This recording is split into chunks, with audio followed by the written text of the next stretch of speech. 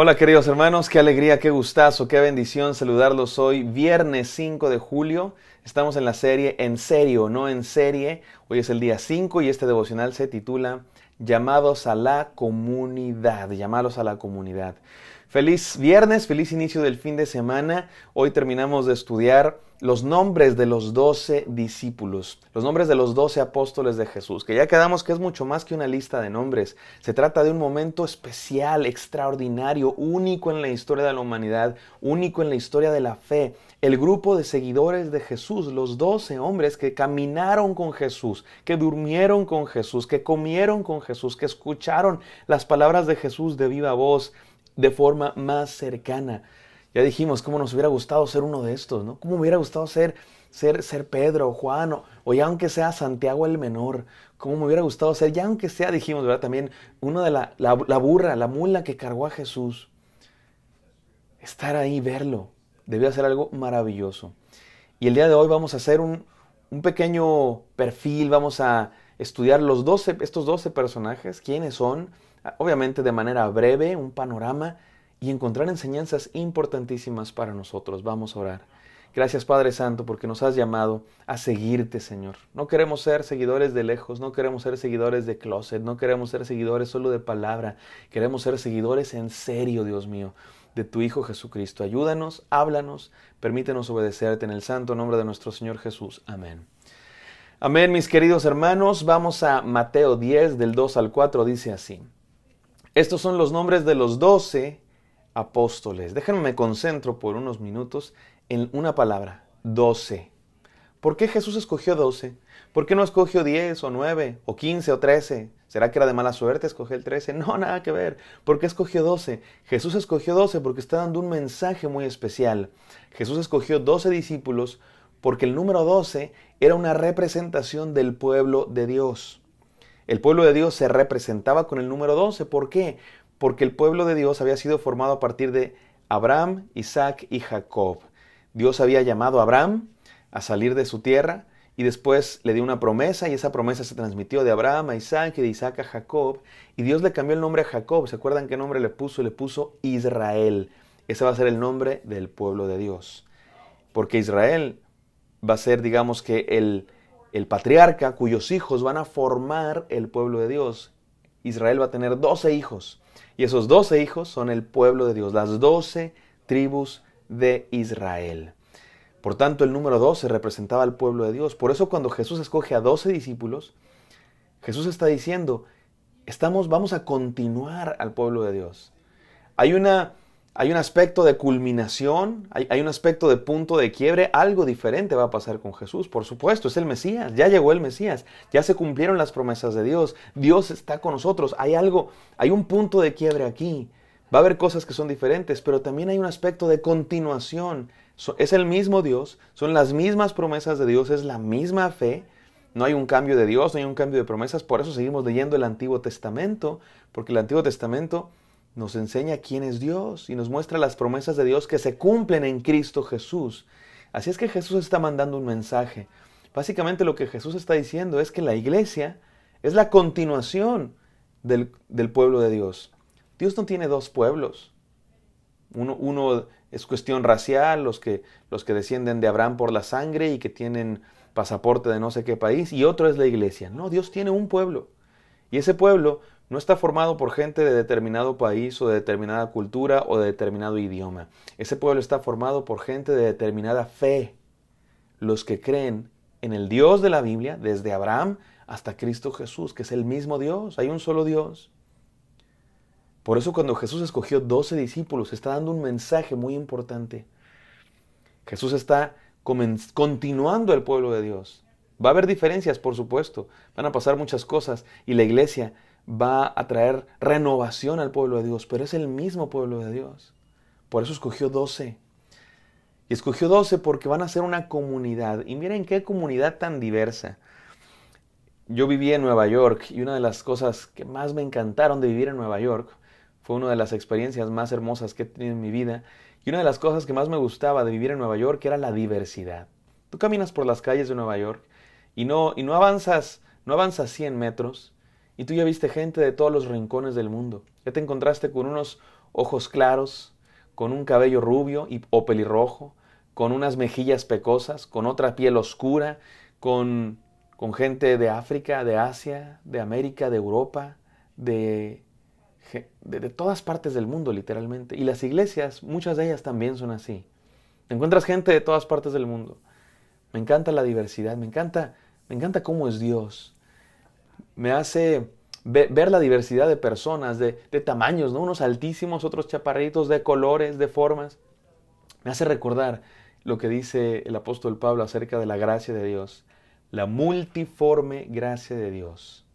Cada uno según el don que ha recibido, ministra a los otros como buenos administradores de la multiforme gracia de Dios. Fue Pedro, ¿verdad? La multiforme gracia de Dios. Se ve en diferentes formas. Y la multiforme gracia de Dios se ve en estos discípulos. Déjenme hacer un pequeño resumen de estos 12 personajes. Simón Pedro, el más famoso de los discípulos, el líder del grupo, era un líder nato, extrovertido, siempre tenía una respuesta para las preguntas de Jesús. Se llamaba Simón, pero Jesús le puso Cefas, que significa piedra. Cefas en hebreo, Petro en griego, por eso le conocemos como Pedro. Y era una profecía de la función que iba a ejercer Pedro como líder de la iglesia. Y no solo él, sino muchos otros. A Pedro se le llama pilar de la iglesia, pero también a Santiago y también a Juan. Los apóstoles son los pilares de la iglesia, como lo siguen siendo el día de hoy muchos siervos de Dios. Pedro escribió 2 cartas del Nuevo Testamento, primera y segunda de Pedro. La tradición dice que fue crucificado de cabeza por Cristo Jesús y que él pidió ser crucificado de cabeza porque no se consideraba digno de morir como su Señor.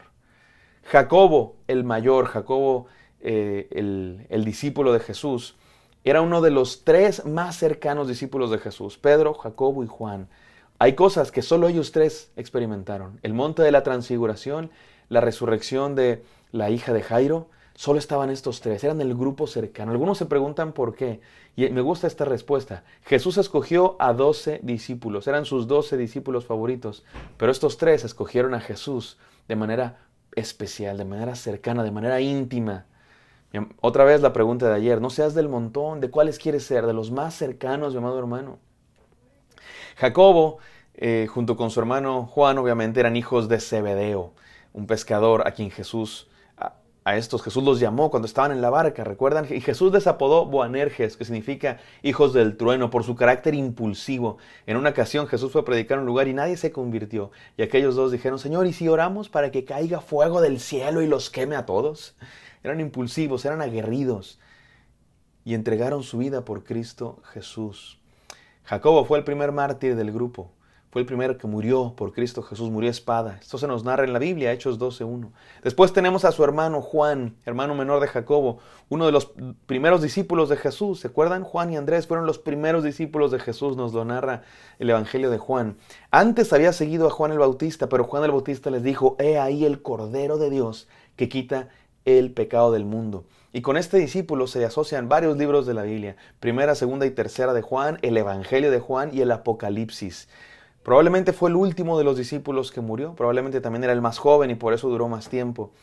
La tradición dice que fue condenado a morir siendo derramado aceite hirviendo sobre su cuerpo, pero dice la tradición que sobrevivió por milagro de Dios y no murió hasta después por causas naturales. Después tenemos a su amigo Andrés. Andrés era amigo de Juan y era hermano de Pedro. De Andrés no sabemos mucho de Pedro, era el extrovertido y líder del grupo, pero ¿qué crees? Pedro no se hubiera convertido de no ser por su hermano Andrés. Andrés fue el que le predicó, le dijo, hermano, hemos hallado al Mesías. Y también era uno de los 4 pescadores. Estos primeros 4 discípulos de Jesús, Pedro, Jacobo, Juan y Andrés, dos pares de hermanos, eran pescadores, gente sencilla, común y corriente a quienes Jesús llamó. Después tenemos a Felipe. Este tiene nombre griego. Es el único que tiene nombre griego. Y no necesariamente es que fuera griego, pero probablemente su familia estaba más cercana a la cultura griega. Y también creyó en Jesús. No lo confundamos con el diácono, que se nos habla en otro texto de la Biblia. Dice la Biblia que Felipe fue a llamar a su amigo Natanael, y siempre se asocia a estos 2 amigos, Natanael y Felipe, juntos. Y tenemos a Natanael, que la mayoría de los estudiosos de la Biblia consideran que es el mismo que Bartolomé. Bartolomé es otro de los discípulos de Jesús, y la mayoría piensan que se trata del mismo. Bartolomé podría ser más bien un apellido. Bar significa hijo de, Probablemente es Natanael, hijo de Ptolomé, Bartolomé. No estamos seguros, pero la mayoría de los estudiosos piensa que así es. Después tenemos a Leví Mateo, uno de los más interesantes discípulos de Jesús, porque era cobrador de impuestos, odiado por los judíos, traidor a la patria, un pecador a quien Jesús llamó.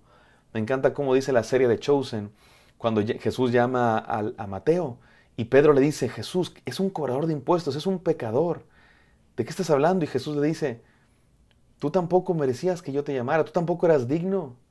Y le dice Pedro, sí Señor, pero esto es diferente. Y me encanta la respuesta de Jesús, acostúmbrate a lo diferente. Me pone la piel chinita, mis amados hermanos. Jesús llama al que menos nos imaginamos. Después tenemos a Tomás, que probablemente tenía un gemelo y se le conoce mucho por tener dudas, hasta no ver, no creer cuando fue la resurrección. Tenía dudas y tenía un gemelo. Algunos dicen que sigue teniendo muchos gemelos el día de hoy que no creen en Cristo Jesús. Después tenemos a los menos conocidos, Jacobo, hijo de Alfeo, también conocido como Jacobo el menor. Tenemos a Judas Tadeo, también conocido como Lebeo, de quien tampoco sabemos mucho. Después tenemos a los dos revolucionarios, Simón el Celote. Los celotes eran un grupo de revolucionarios que estaban en contra de Roma, se querían levantar en armas. Y finalmente Judas Iscariote, otro revolucionario. Probablemente por eso entregó a Jesús. Probablemente Judas Iscariote sí creía que Jesús era el Mesías, pero a su manera. Él esperaba un Mesías guerrero, alguien que derrotara a los romanos. Y hay quienes piensan que entregó a Jesús como para obligarlo a actuar en contra de los romanos. Y no se daba cuenta que Jesús no era el general militar que venía a hacer la guerra, sino el siervo sufriente que venía a traer la paz mediante su sacrificio. ¿Qué nos enseña este grupo de 12 hombres, mis amados hermanos? 11 de los cuales sufrieron por Jesús, 10 murieron por él, y uno reprobó y se suicidó porque lo entregó, porque no estuvo dispuesto a creer en Jesús a la manera de Jesús. Déjame termino con esta frase. Si sigues a Jesús a tu manera, no sigues a Jesús, te sigues a ti mismo. Tenemos aquí, mis hermanos, un grupo diverso de personas. Me recuerda uno de los lemas de Estados Unidos. Estados Unidos fue una nación que se conformó con gente de todas partes, de Europa por lo menos, diferentes etnias, diferentes lenguajes, y formaron 13 colonias y después un país. Y uno de sus principales lemas cuando se formó este país era este, E pluribus unum, una frase latina que significa de los muchos uno. Somos diversos, somos diferentes, pero hacemos uno. Nos une Cristo Jesús. Mi amado hermano, hemos sido llamados a la comunidad. Hemos sido llamados a entregar nuestra vida por Cristo y hemos sido llamados a seguirle a su manera. No a tu manera, a la manera de Cristo. Vamos a orar. Gracias, Padre Santo, por estos 12, Señor, por estos 11 que siguieron a Cristo Jesús a tu manera, no a su propia manera, Señor, como Judas. Permítenos ser de esos discípulos que nos amamos aunque seamos diferentes, que formamos un grupo aunque seamos diferentes, porque tenemos un propósito en común, seguir a Cristo Jesús, entregar nuestra vida por Cristo Jesús a su manera, no a nuestra manera. Te pido que así sea, Señor. En el santo nombre de Cristo Jesús oramos. Amén. Amén, queridos. Espero que esto haya sido de bendición para ustedes. Me encantaría encontrarlos el día de mañana. Bendiciones.